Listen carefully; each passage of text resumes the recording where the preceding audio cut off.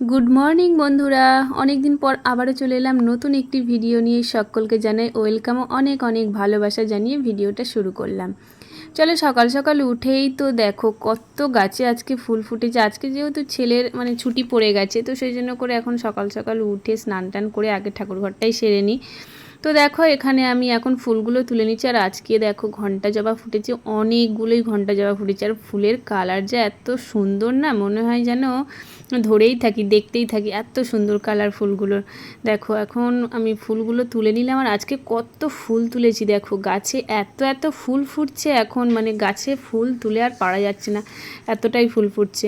দেখো ঝুড়ি পুরো তো ভর্তি হয়ে গেছে, পড়ে যায় এরকমই অবস্থা।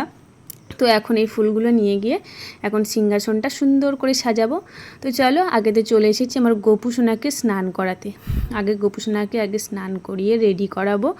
তো চলো, এখন দুই গোপু সোনাকে তুলে নিয়ে এসেছি। নেওয়ার পরে এখন ঠাকুরঘরটা পুরো সারা কমপ্লিট করে ফেললাম। আর দেখো ঠাকুরঘরটা খুব সুন্দর করে সাজিয়ে দিয়েছি। আর ফুল দিয়ে তো সকালবেলা সাজিয়ে দিলে সিংহাসনটা কিন্তু অপূর্ব সুন্দর দেখতে লাগে। আর দারুণ দেখতে লাগে, যেটাই আর কি বলো। তো যাই হোক, চলো এখন তো আমি ঠাকুরঘর সেরে চলে এসেছি রান্না বসাতে। আর যেহেতু বাড়িতে রয়েছি, তো ভাবলাম তাড়াতাড়ি সব কিছু হয়েও গেছে, তো ওই জন্য উনানেও বসিয়ে দিয়েছি রান্নাটা। আর উনানে করলে যদি জোগাড় করে নিয়ে বসা যায়, একটু তাড়াতাড়িও হয়ে যায় রান্নাটা। তাড়াতাড়ি রান্নাটা তো করতে হবে, ছুটি তবু আমাকে 10টার মধ্যে রান্নাটা তো সারতেই হবে তাই না? তো যাই হোক, অফিসের রান্না তো দিতেই হবে তাড়াতাড়ি। তো চলো, এদিকে তো আমি ঢেঁড়স আলু মাছ দিয়ে ঝোল করব আজকে। আর এত মাঝে মাঝে একটু ধোঁয়া হয় তো উনানে, চোখটাও জ্বালা করে, ওই জন্য চোখে জলও এসে যায় মাঝে মাঝে। তো যাই হোক, দেখো এদিকে তো একটু কষিয়ে নিয়েছিলাম, নেওয়ার পরে এখানে জল দিয়ে দিলাম। তো তারপরে জল দিয়ে একটু আবার উনানটা দেখছি, যে জালটাও তো দেখতে হবে, সব দিক দেখতে হবে। এটা তো আর গ্যাস না যে শুধু জ্বালিয়ে দিলাম হয়ে যাবে, তাও তো না। তো যাই হোক, উনান তো এটাই। তাই এখানে কিছুটা কাঁচা লঙ্কা দিয়ে দেব। দিয়ে তারপরে কিছুক্ষণ পরে যখন ঝোলটা ফুটে উঠবে, তো আলুটা তো সিদ্ধ হয়ে গেছে দেখলাম। এরপর আমি এখানে মাছগুলো দিয়ে দেবো। ভাজা মাছ ছিল না, ভেজে রেখেছিলাম আগেই। তো এখন এগুলো তার মধ্যে দিয়ে দিলাম। দিয়ে এবার এটা কিছুক্ষণ ফুটবে। তারপরে চলো, এখানে আমি জিরেটা ততক্ষণে বেটে নিয়েছিলাম। জিরেটা বেটে নিয়ে তারপরে একটু নামানোর আগেই আমি এখানে জিরেটা দিয়ে দেব। আর জিরে বাটার ঝোল কিন্তু বেশ সুন্দর লাগে, কাঁচা জিরে কিন্তু বেশ সেন্টও দারুণ, আর খেতেও সুন্দর হয়, টেস্ট হয় তরকারি। তো চলো, এখন আমি তরকারিটা এখন নামিয়ে নেব। আর নামিয়ে নিয়ে তারপরে আরও একটা তরকারি বসাবো। তো তার জন্য এখন সব কিছু রেডিও করে নিয়েছি। তার আগে এই ঝোলটা হতে হতেই সব কিছু কিন্তু রেডি করে নিয়েছিলাম। আর তারপরের রান্নাটা হচ্ছে করব আজকে মোচা। মোচাটা আমি একদমই নিরামিষই করি, যখনই করি নিরামিষই করি একদমই। আমি চিংড়ি টিংড়ি দিয়ে করলে ভালো লাগে না আমার, নিরামিষই করি সেই জন্য। তো যাই হোক, এখানে জিরে ফোড়ন দিয়েছিলাম একটু, দিয়ে আলুটা দিয়ে দিয়েছি।